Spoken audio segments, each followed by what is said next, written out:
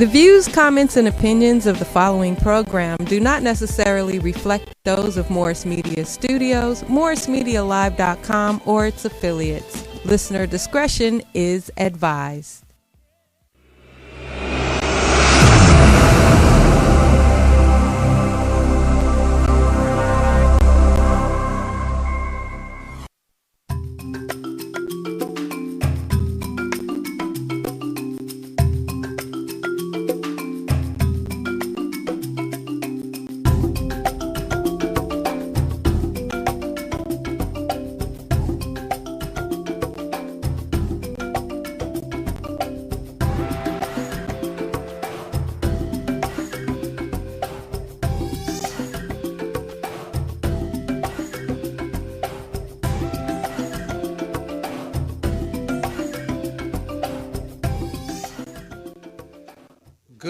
Good day, beloved.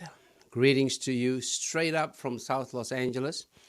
So good to have you with us. Welcome to Faith Without Borders. I'm your host, Pastor Calvin Sauls, and it is a joy for me to share this day with you as we continue on this progressive and prophetic platform called Faith Without Borders to see how we can educate, agitate, organize, and mobilize for racial equity through thought-provoking and solutions-driven conversation and dialogue. And so glad to continue that. This has certainly been a tumultuous year. It's been a dangerous year. It's been a very challenging year that really invited all of us to see how we can be courageous and how we can continue to be about innovation and adapt and adapt ourselves to what we were dealing with as it relates to COVID-19. For the last 2 weeks, I've been, in conversation with folk around a vaccine as well as vaccination, the safety of that, the efficacy of it, as well as, conversations around equity.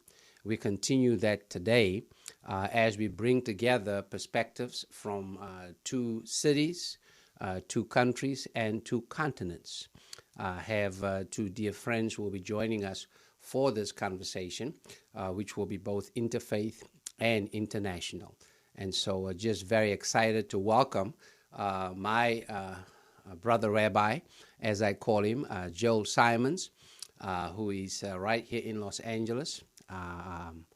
Always on the front line with us around issues of racial justice, issues of racial equity, and just love how Rabbi Joel has a way of allowing his faith to come alive, in the quest for beloved community. And also I have with me my dear friend, Dr. Mary Augusta Adam, joining us from Johannesburg, South Africa. She will, of course, provide us, a medical, scientific perspective, as we look at faith perspectives. And she, of course, is a very, very active leader at her church, Crystal, church in Johannesburg, and so glad she's joining us. So let's welcome them and let's get this conversation going. Good morning, good evening, good afternoon. So glad that you guys are with us. Rabbi Joel, are you there? I am here. Good morning and good evening, and a true honor to be with both of you today. Yeah, so good to see you, and hope you and the family are safe and well. I know you got a beautiful family, and glad to have had the opportunity to meet them, and I enjoy them through the work that we do together. It is. We are blessed, and this is a moment in time in which we all need to truly redefine our blessings and understand what true blessings are. The ability to wake up in the morning, being clothed and housed. That's a blessing, and those are the blessings that we have to count each day. So yes. We are healthy and we are blessed. And honestly, I just want to say it's a true honor to be here today. And Pastor, you are cultivating conversations that are long overdue, that are needed, that need to be put on the front lines of and on the headlines of every newspaper, because this is a matter of equity. Sadly, everything that we deal with today always comes down to a matter of equity. And sadly, what we're seeing right now, at least here in this country, is individuals who have spent the better part of this past year denying this horrific virus, making fun of this tragic pandemic, jumping ahead to the front lines and receiving their vaccines. And there are people who we know in communities that are working throughout the night and are still waiting in line through their vaccines, who are unable to have the blessings and the benefits of some of these elected officials. And so this conversation this morning about equity and the vaccine and the virus, it is long overdue, and it is a conversation that needs to be blasted out throughout the world. Yes, thank you so much. And we're going to get into that because, I mean, we are challenged with equity, locally, nationally here in the United States, Rabbi Joel, but this is also a global challenge. That's why it was so important for me to have my sister, from South Joburg with us, Dr. Mary Augusta Adam. Good evening. How are you doing?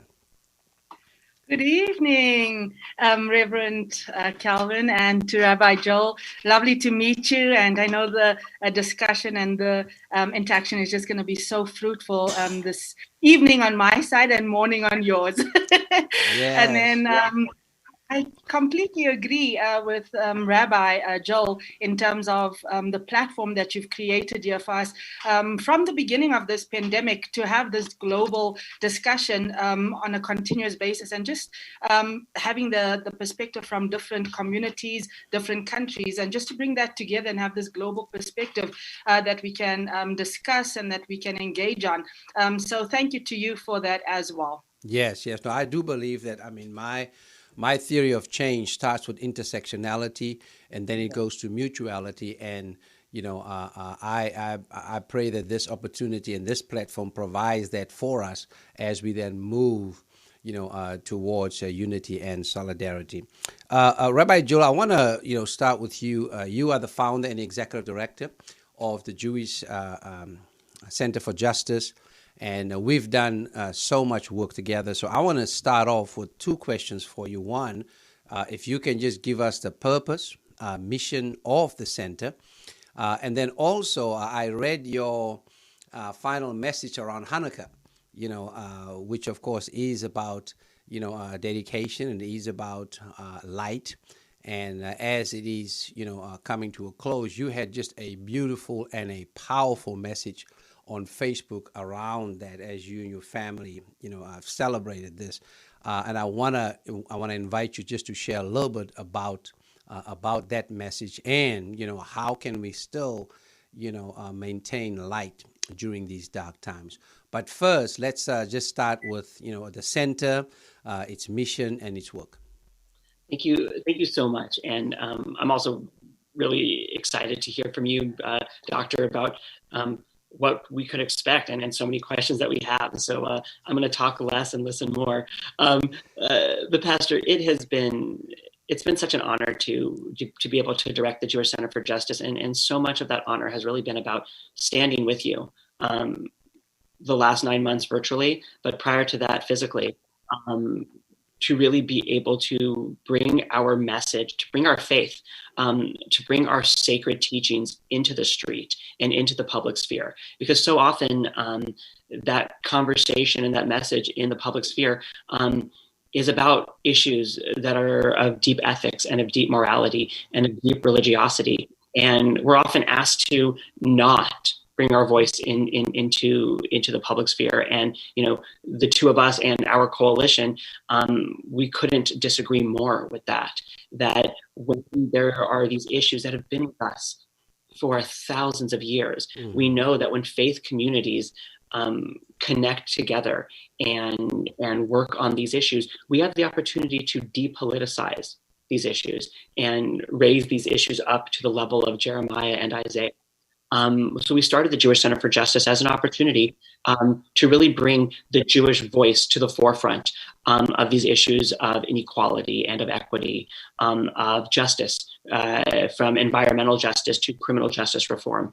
And so much of the work that we do together is about looking at the local, state, and national and international level on how, as a Jewish response, we can bring a community together in coalition and advocate for real and lasting and sustainable change.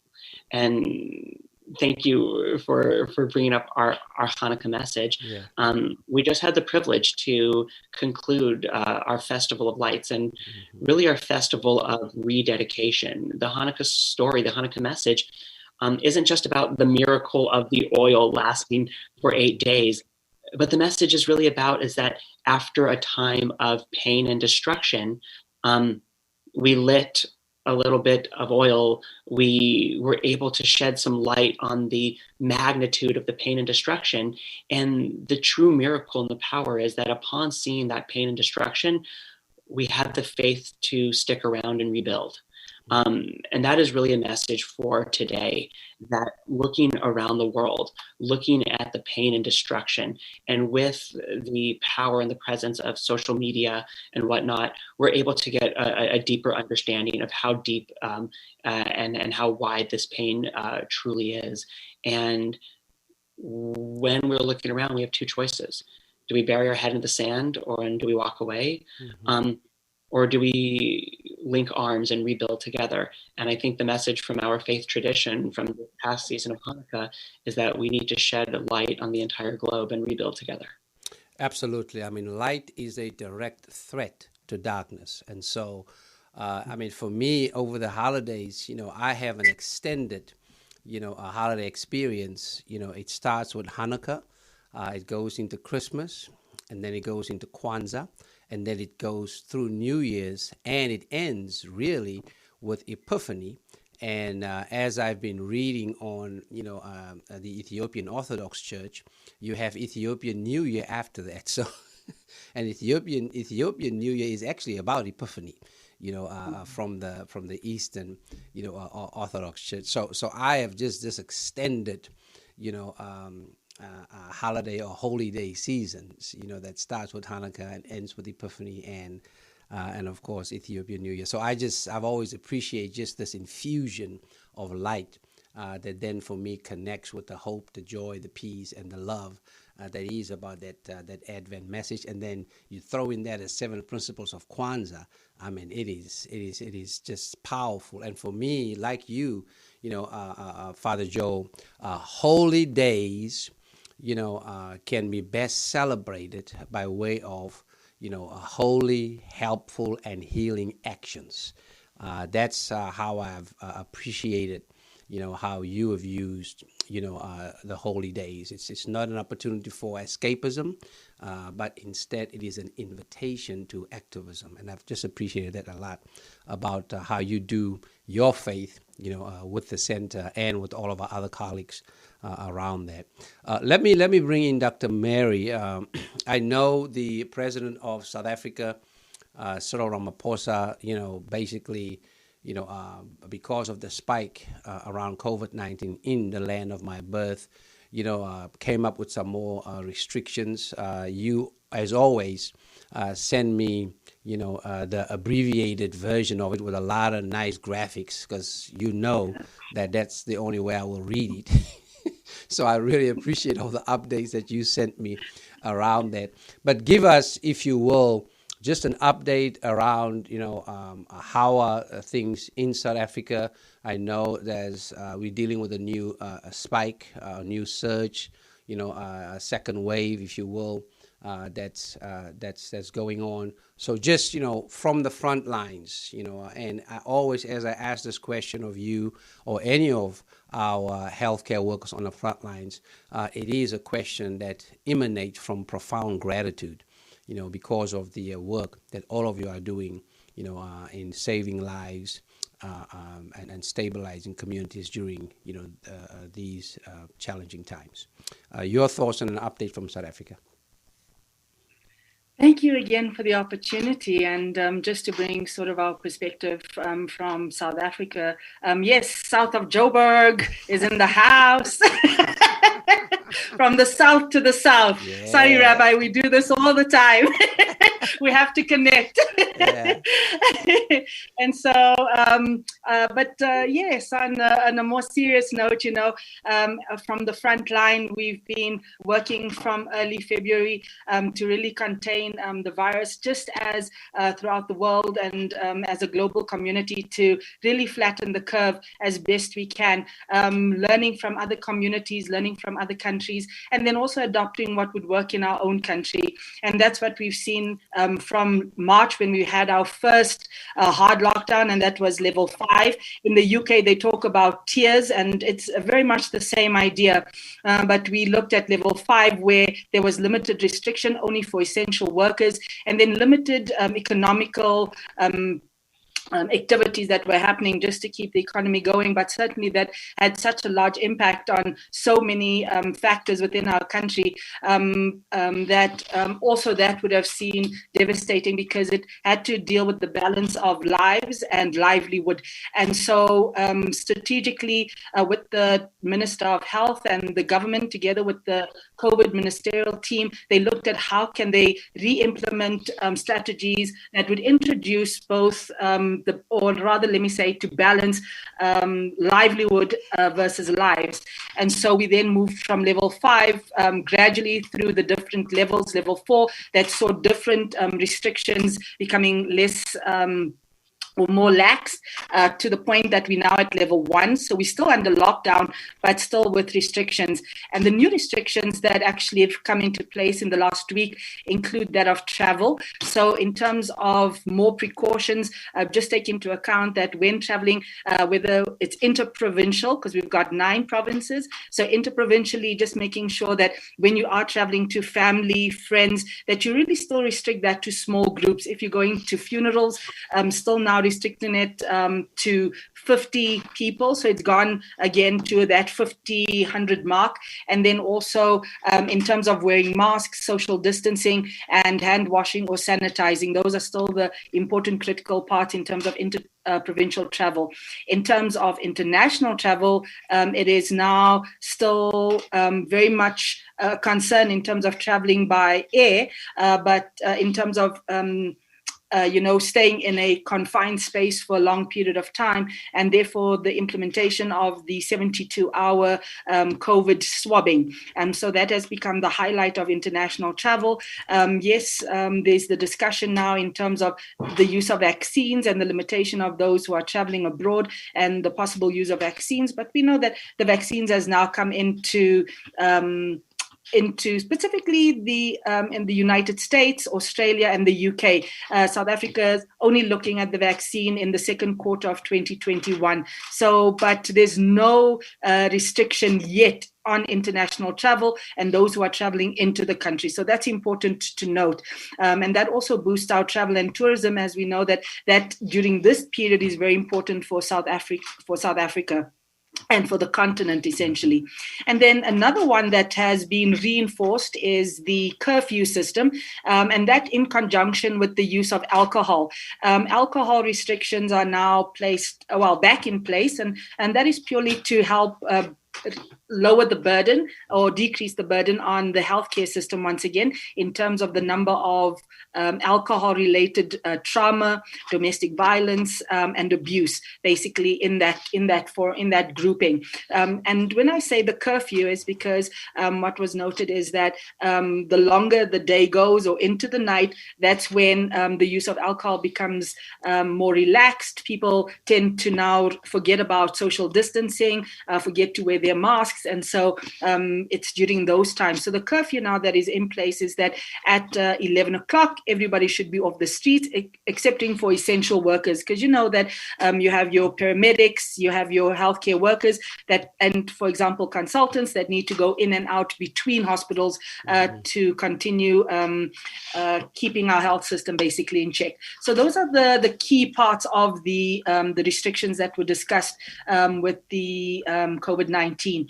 One that I might also speak about is in terms of travel is the beaches, which has come under the spotlight. And, during this festive time for South Africans, for us who are inland, we tend to go to the coastline. Mm-hmm. And now those have been closed. And that's come under some heavy discussion because one, if you're out in the open, it's good ventilation. Two, if you manage to keep social distancing, that might help. But if you know our background history, going to the beach is it's a fun, festive sort of activity, and often it's very difficult to regulate how many people go to the beach. Mm-hmm. And so we've seen some images where they've got signs, no swimming, the beaches are closed, but you see large amounts of people, more than hundreds sitting next to each other. So it's become a problem, and so that's why that was implemented. So if you go onto any social platform regarding the beaches in South Africa, you'd see that one is a hot topic at the moment.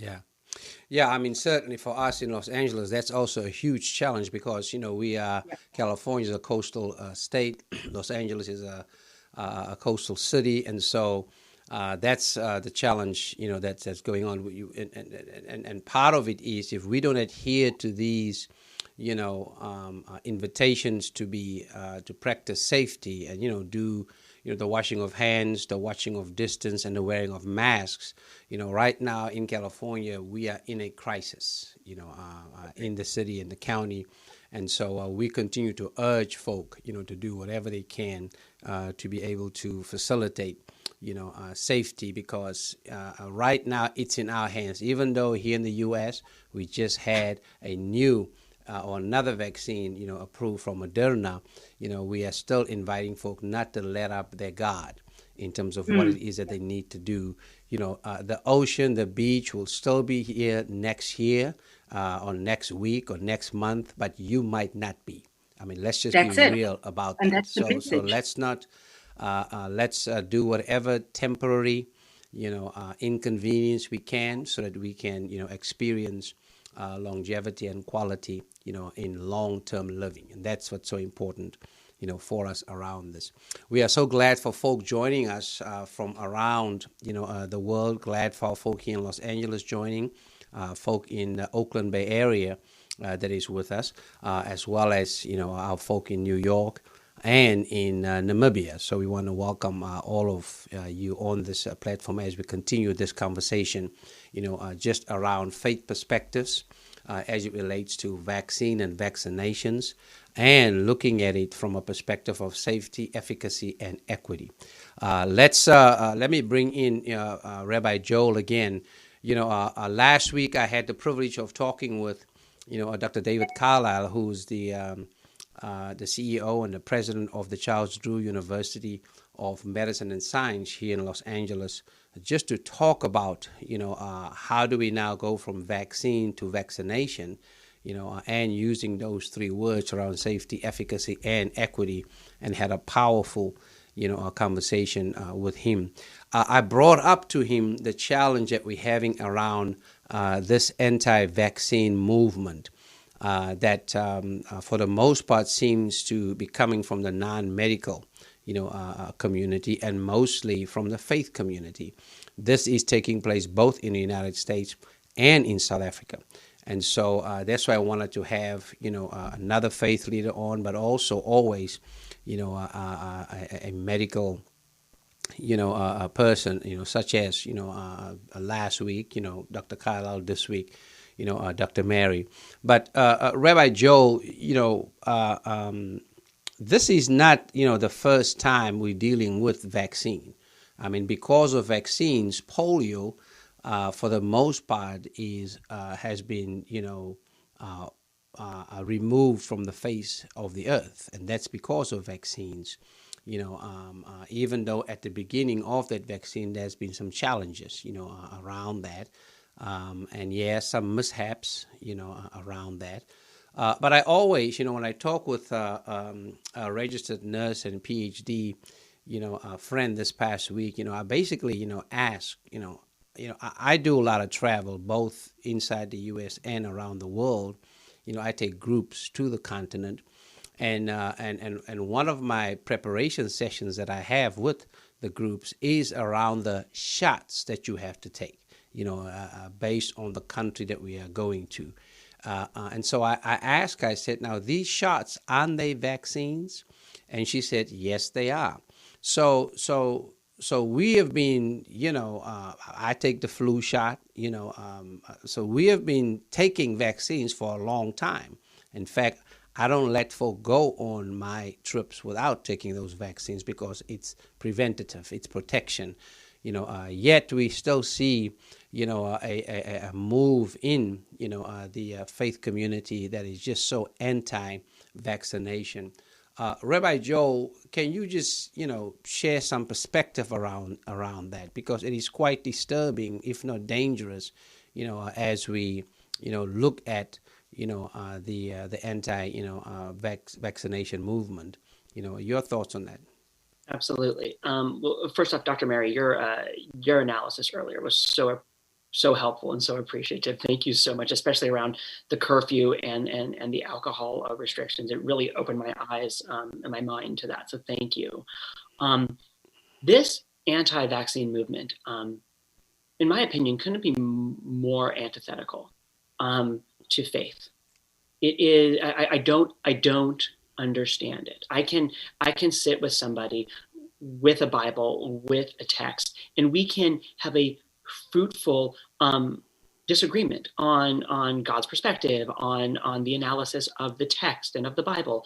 I do not understand from a fundamental level an anti-vaccine movement across the board, and having it fall under the banner of faith and of religion, because so much of what we advocate for and what we fight for and what we try and pray for is healing and of health, and that healing and health come first. And how dare we have a disconnect there, right? How dare we pray to God for healing and for health, and then the way that I look at religion, and then God works through us.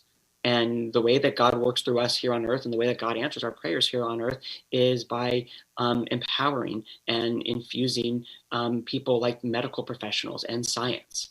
And so how dare we pray to God for health and then deny those prayers, which are science and medical advancements? And so we have to fight this anti-vaccine movement with every fiber of our being, because this is a global pandemic and this is a global health crisis. And if we as a faith community are not there at the front lines advocating for mass vaccination so that we can heal and move forward, and as you said, Pastor, the beach will be there in a year, we might not be.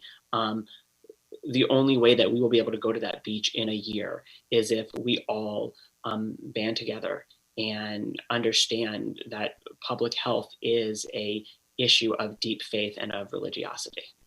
Yeah, and I mean, one thing we have to recognize, of course, is, there is a history, for some of the skepticism, especially, as it relates to Africans, on the continent, and African Americans in the United States, because of, what has happened, in the past, around some of the experiments that has taken place, and of course, people talking about, Africans being used as lab rats.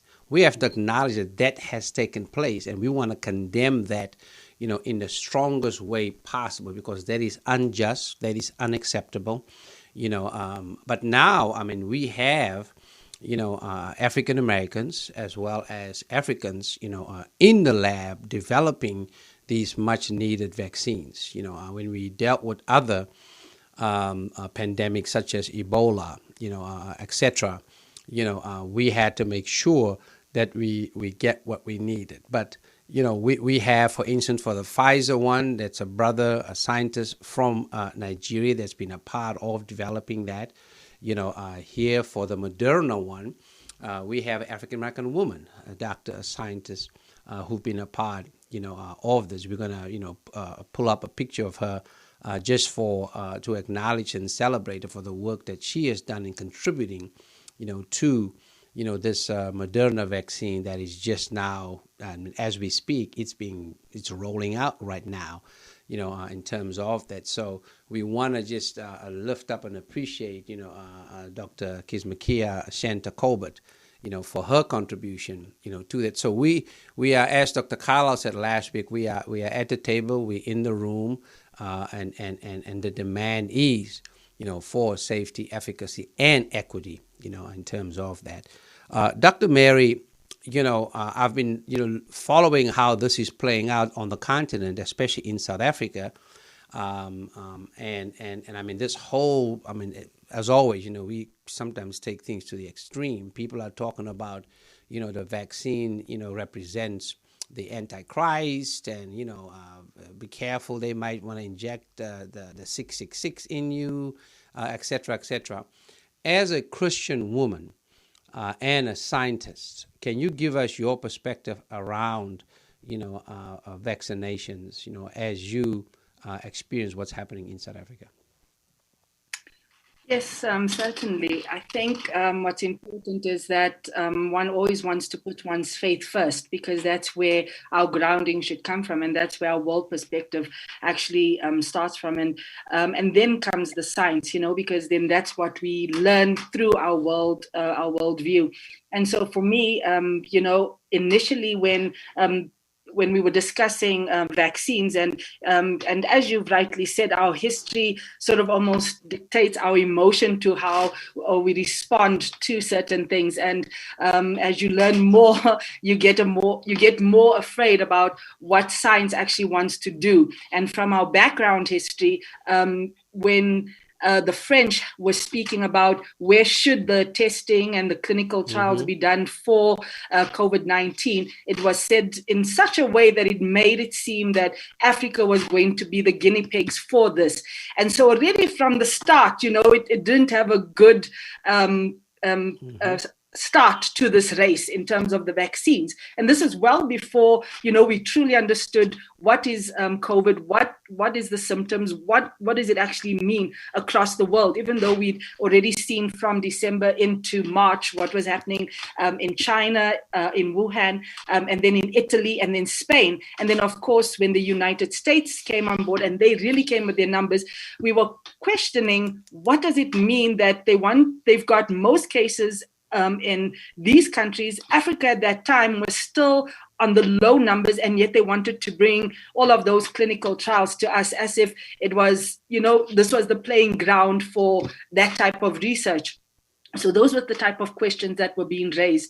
And so now, like you nicely put it, even in last week's discussion, is that we are at the table as scientists, and not only just scientists, also people of faith, people of different ethnicities, different backgrounds, and we can contribute at that level from academic, from science, from all platforms that we can contribute to this. So it doesn't become a one-person show. It doesn't become a one-race show. It doesn't become a one-class show. It becomes everybody's show, because we are all participating in this particular discussion, and it will have benefit not only for one particular race, not any one class, not one gender, but it will have a good output for all of us, basically. And so I think that is the important thing to say. I know that at the beginning we were very skeptical also about a research that would come out in the same year that they've discovered a new virus. I mean, we were all like, does this sound real? Is this? And then you actually, as a scientist, you realize how far we've come in terms of technology, of developing, and even just in terms of researching again for this particular show and this podcast, is that what happens is that the earliest vaccine, not the earliest, but a vaccine that was developed in the shortest time was 4 years. And usually takes about 10 years for a vaccine to be developed. And that's just because of the different stages that it needs to go through. But with technology, over 4 years ago, it was, the earliest that one was developed was 4 years. And now you come to a vaccine that it comes to 10 months, because that's what it is, And so you always think, is this true? But we forget where we are in society. We forget where we are globally in terms of technology, science, development. So those are the key things that one needs to take into account. And, as a scientist, we always need to uphold the pillars also of research and technology and development and science development, because we have to speak about, like the topic of today is safety, efficacy, and quality. But what we're bringing in is a fourth pillar that speaks about equity. So those are the key things. As a woman of faith, like you mentioned, in South Africa in the recent weeks, our Chief Justice, who's also a Christian, was at a university function, and they had asked him to pray. And one of the points in his prayer was basically that if there's any vaccine that has any detriment to society, that it should not come into being, and that God should prevent it from coming into being. And he did mention in the prayer that if that vaccine is here to kill and destroy, and particularly if it has anything in that vaccine, for example, the 666, or anything that can modify the DNA of any individual, that it should not come to pass. And if you look at the whole prayer in context, you hear a lot of prayers like this in previous times. For example, if people are praying for people with diabetes, if they're praying for people with HIV, if they're praying for hypertension, if we want to be basic, and you pray against anything that would cause one to become sick. And as Rabbi is saying, our main fundamental thing is that God is a healing God. So we want to pray for healing. We want to pray for complete restoration. And that's what I believe his premises is. And I don't think he was praying to say that the vaccine is evil, the vaccine is 666, nobody should take it. I think it was completely taken out of context, and people lost track of, and now went on that journey instead of focusing on, there's a vaccine. We need to be focused on what the science is telling us, and as well as this uphold our true stance as faith-based organizations in our society. Yeah, I listened to his entire prayer, as well as to his justification afterwards. Very, very strong, around that, and he's just a very, very he's an impeccable man, and he knows his stuff. And it was really important just to make sure that we listen to that prayer, within context, around that. And it's I'm always amazed as to the origins of weapons of mass destruction starts, with weapons of mass deception, which is rooted in weapons of mass distraction. So the distraction that came, from taking his prayer out of context, led to deception. And now, unfortunately, a lot of people, have heard that. And our prayer is that it doesn't result, in mass destruction, around that. Rabbi Joel, you and I know that, we have been dealing with those weapons of mass, distraction, deception, and destruction, in this country, because of the politics of fear that we've been a part of around the grossly impotent leadership that emanated from the White House. How do we, as people of faith, in the United States, as we deal with the rolling out, now of a second, vaccine, and we know there's been a lot of discrepancies in terms of, its equitable distribution. How do we, make sure as people of faith that we continue to hold up the banner of ethical development of vaccines and equitable distribution, through vaccinations? Pastor, it's hard. And I think first and foremost, we have to acknowledge that. And I'm so grateful that both you and Dr. Mary brought up that fact of the long history around the world of these campaigns meant to put fear into vulnerable communities. And we do that often, right? We have a sad history of sin, and then when it comes time for public good and public well-being, we seem to go, oh, why are people fearful, right? And we have yet to fully acknowledge what we have done in the past and fund efforts to make good in the future, right? And so I think first and foremost, there has to be massive public engagement campaigns which need federal funding to ensure that communities that have been abused in the past are taken care of. And we can't just write a few opinion articles and hope that did the job, because what we have to do is fund the repair that we have yet to do, because there are just so many breaches of trust, and there's so much brokenness, and we tend to move forward without repairing that brokenness. But Pastor, more immediately to your point,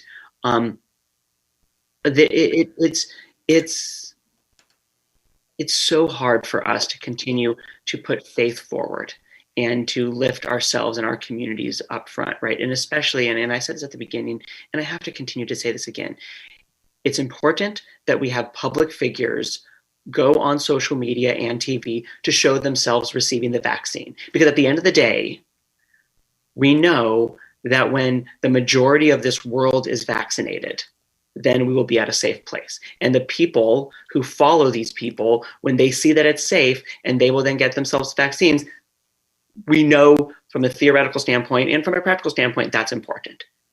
But it is hard. It is hard seeing people who have profited off misinformation and distrust and destruction. And it is hard when we know that they have death and blood on their hands, and then the very next minute go on TV and lift up their arm sleeve and receive that vaccine, and then some jokes like, I know I need to get a tan, but look at the wonderful vaccine that I get. When we have seen them maskless, when we have seen them deny help, when we have seen them obstruct bills and packages to provide help for people on the front lines that are suffering, and then they are the first in line before the ones that are working 12 to 18-hour shifts in the ER, before the ones who are working 12 to 18-hour shifts cleaning the ER. And these individuals who by and large are able to work from home and tweet from home in their big homes, it is, they are just securing themselves in the depth of sin for a lifetime. And so we have to first and foremost acknowledge that we are tired and that we are frustrated. And then once we acknowledge that, we have to continue to breathe. And it seems unfair that we have to always be the ones that put faith forward, and that we have to always be the ones that have to continue to peddle hope while we see them. And I know that we have to rise above, but we also have to acknowledge that we're human, and it's okay for us to say them, and it's okay for us to point the finger, because, we could only turn so many cheeks. Yeah. You're right. Last I checked, we only have two cheeks. So, the whole piece, around hypocrisy, during, this pandemic has just been astronomical. Hypocrisy has just, in fact, I wonder sometimes if hypocrisy, stigma, these are, diseases, social cultural diseases that just continue to just, sometimes create more devastation than the actual disease itself. And we've certainly been living through that, in this country. Dr. Mary, the equity piece is not just for us in the United States, dealing with what's happening here, but also on a global scale, because we see all these vaccines being rolled out, in Australia, which is not too far from, South Africa, in the United Kingdom, as well as in the United States. And it is yet, to get to the southern, hemisphere.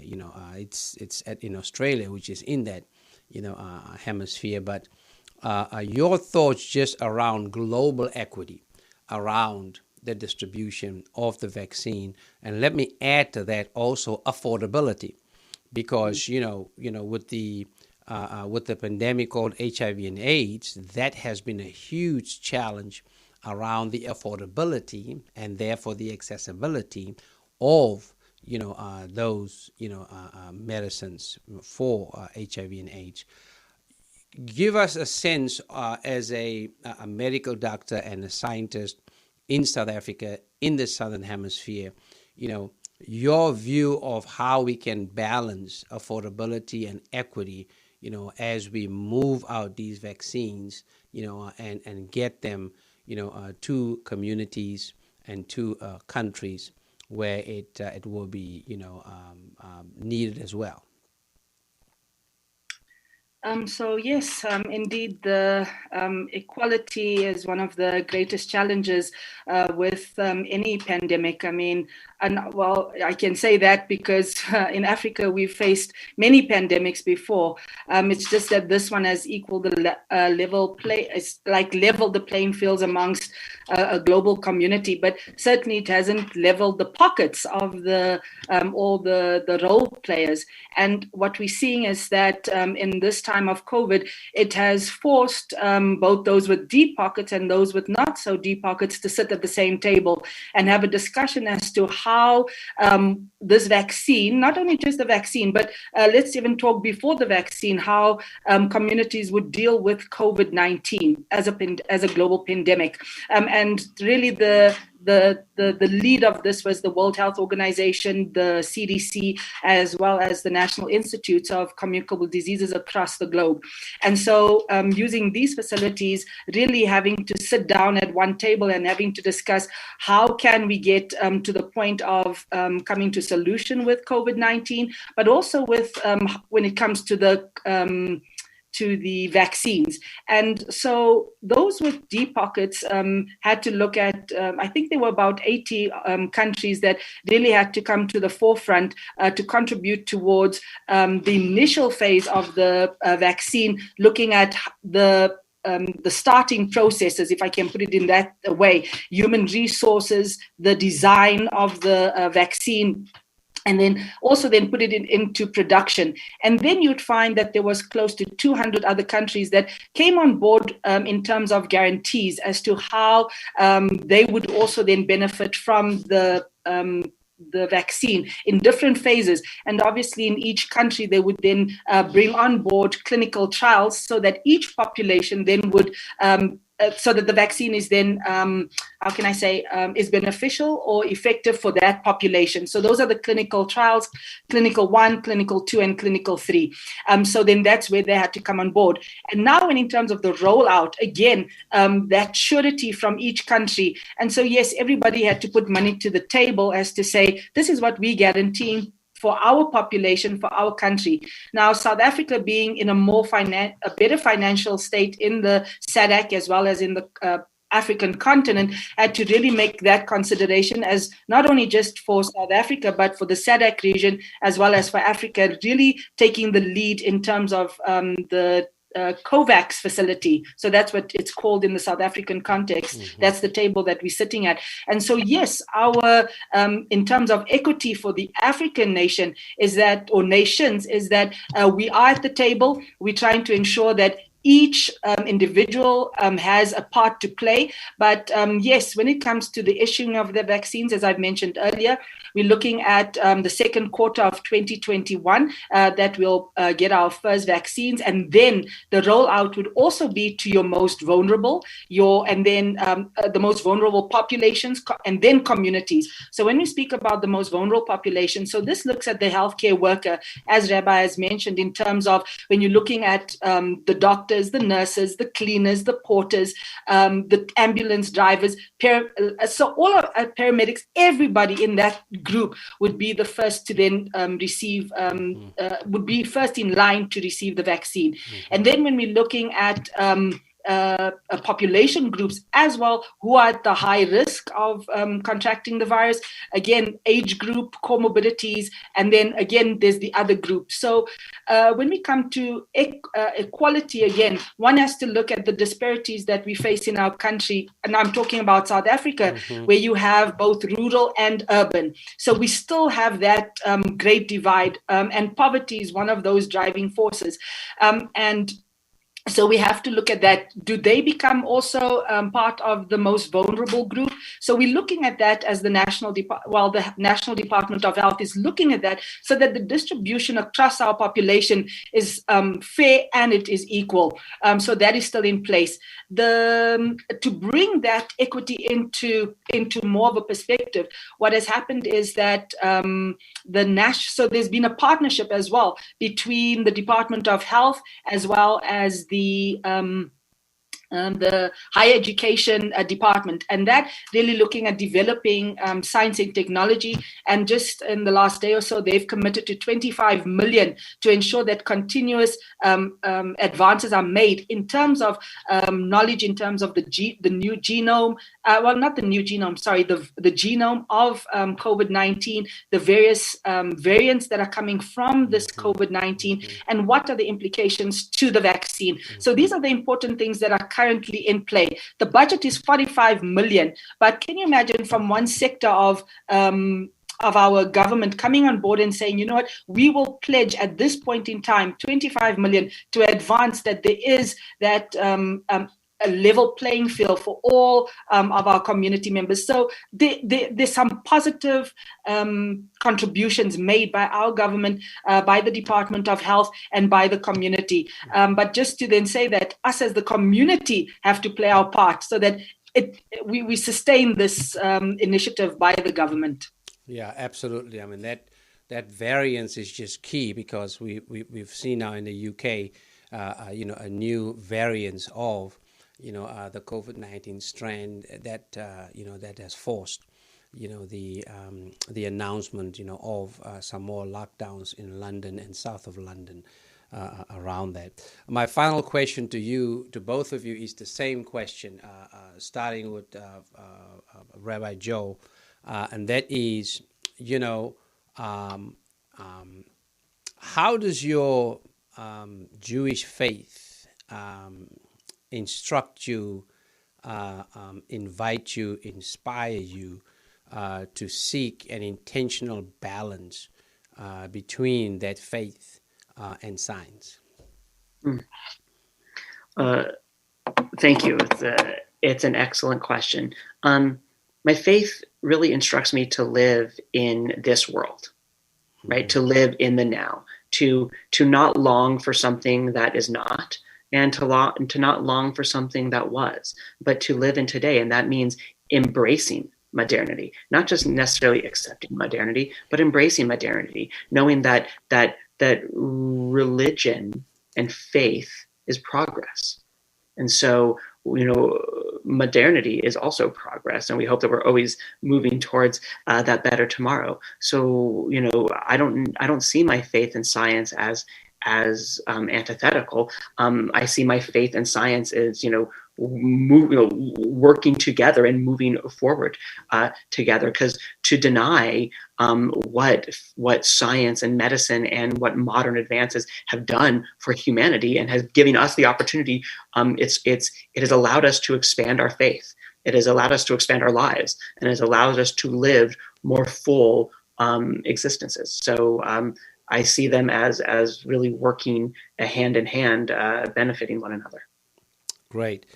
Dr. Mary, same question. How does, your Christianity, inform, inspire, as well as instruct, you to seek this balance between faith and science, knowing, of course, that you are in, the medical, sector in the work that you are doing? Thanks so much. It is a great question. And I agree with Rabbi Joel that, we can't work, it can't be in silos, I mean, it would just tear us apart because, it would feel like as if we're fighting an inner battle that doesn't actually need to happen because God has created us to be instruments here on earth that will be able to communicate this healing process to the people that we serve. And that's why I feel so blessed every time that I'm in the ward that I'm in.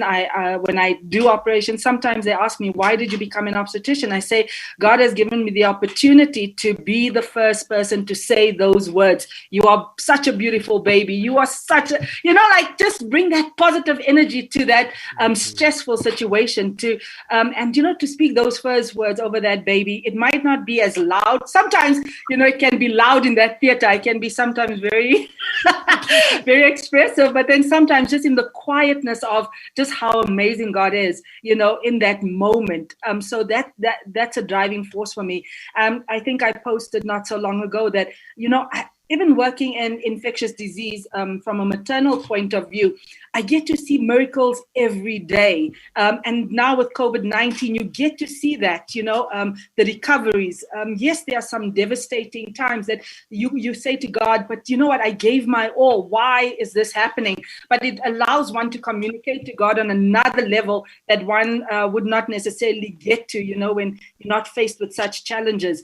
And so it just deepens one's relationship with God, one's understanding about healing. And when we speak about true or complete restoration, and then also just every day having that top up of faith, that God is real, God is working, and that nothing carries more power, in that. So it makes a day go much more easier, if I can say, to have something to believe in every single day. So that's what makes it worthwhile for me. And then just to infuse that into the area that I work in, the environment just shifts when you walk in not on your own strength, but on the strength that God has given you for that particular day, because that's the task He's entrusted me with. So I walk in singing or praising God, and it just makes my environment so much easier, lighter, knowing that it's a heavy task that we face every single day, because we must remember, as healthcare workers or those working on the front line, that we're not only faced with COVID-19, we're still faced with the other conditions that are presented to hospitals. So we have that fine balance. Sometimes we can crack. I won't lie, there have been those days, and I often say it's like somebody wants to take the Jesus out of me. So, and then, and the famous words, Jesus, take the wheel. So I feel like always that I need to remind myself that, you know what, girl, you're still a Christian girl. Don't get ghetto out here. So,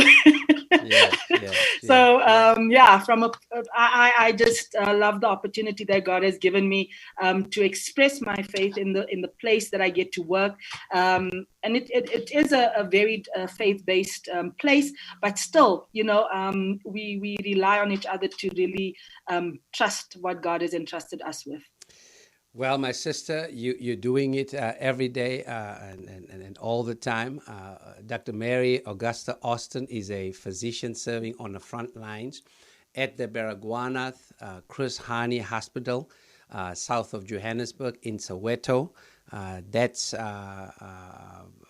That hospital serves Kliptown, Klipspruit, Eldorado Park. That's where I'm from, and so I just want to thank you, for who you are and for what you do.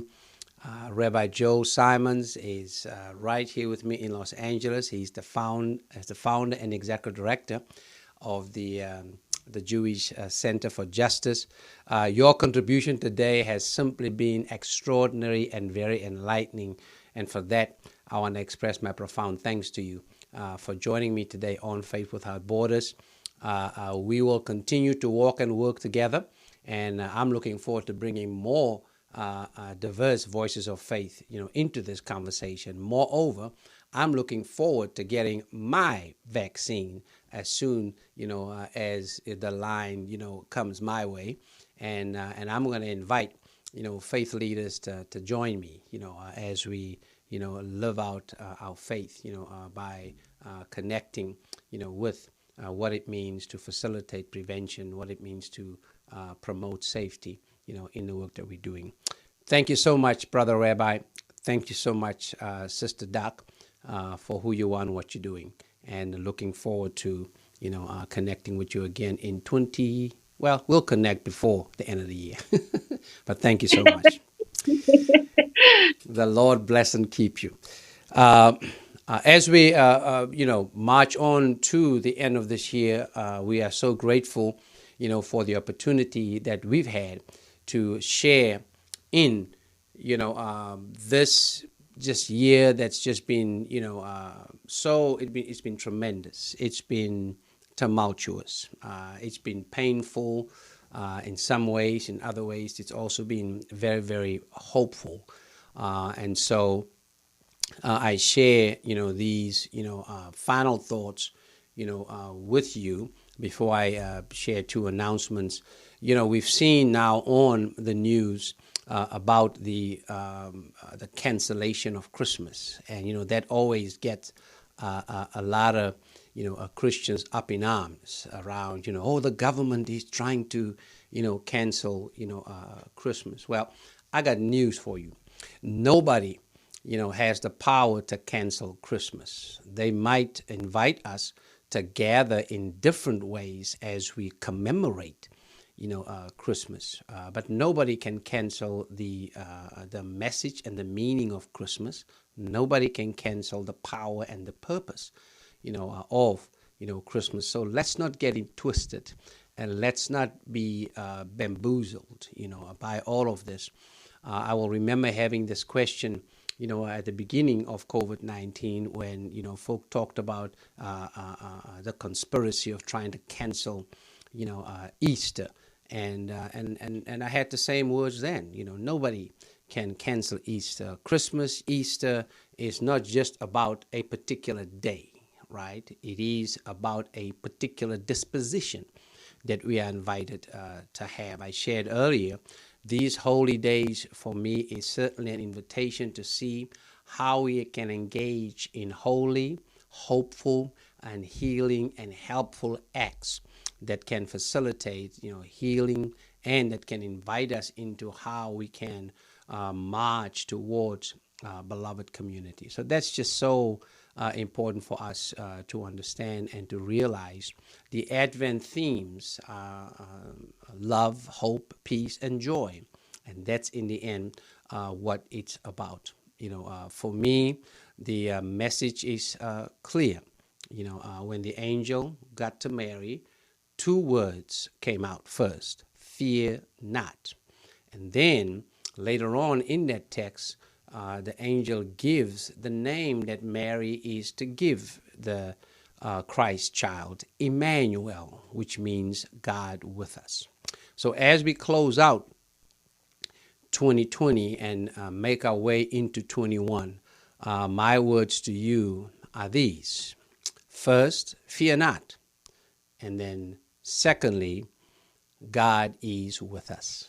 So keep the faith and spread the faith as we continue to make our way through this challenge called COVID-19 that has visited us. We've done so in so many ways. This afternoon, we will be gathering at Peace Chapel Church, where we've gathered since March, to be a parable amidst the pandemic and to see how we can be about compassion. And so this afternoon, we're going to be celebrating, one of the sons of South Los Angeles, Malik Fitz, who was signed by the Los Angeles Clippers. This afternoon, he's returning to South Los Angeles, and we are teaming up with him to just bring joy to the community. And we're going to put that flyer up.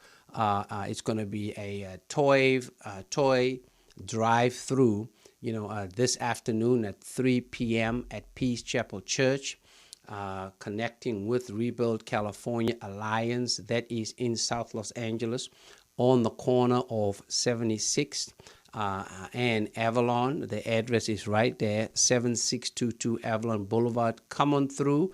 We're going to be there from 6 o'clock until from 3 o'clock until 6 o'clock this afternoon. So come on through, be blessed as we celebrate Malik Fitz. He is an extraordinary, gifted young man of faith, and looking forward to being with him and Pastor Fitz and Brother Ryder and all of the Peace Chapel family as we continue to serve that community, in South LA. Also, we've seen innovative and creative ways of promoting prevention, as well as how we can, flatten the curve and bring that curve down around safety as it relates to COVID-19. And I ran across an ad on Facebook by the International Society of Black Latinos, and we're going to put that up for you.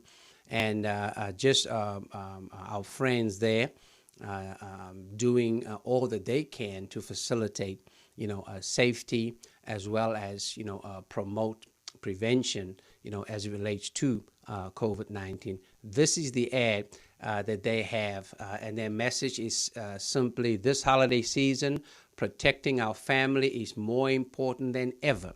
So please join the International Society of Black Latinos as we work towards slowing the spread of COVID-19. And there's the message: stronger together, healthier together, so that we can close out 2020 together and enter 2021 together. And that's their partnership, with the County of Los Angeles. That's what it's about, y'all. It's to see, how we can deploy our faith in such a way that it enables us to fight, COVID-19 during these dangerous times. I'm going to close the show with one of my favorite artists from the land of my birth, South Africa. Her name is Ntokoza Mambo, and she has a new Christmas album out, and I've been listening to it, over the last 24 hours. And she brings a South African twist, to O Come, Emmanuel. And so we close out this broadcast, our last broadcast for 2020, with these hopeful words that brings together what I've shared this morning. Fear not, God is with us. O come, Emmanuel. Be blessed, beloved.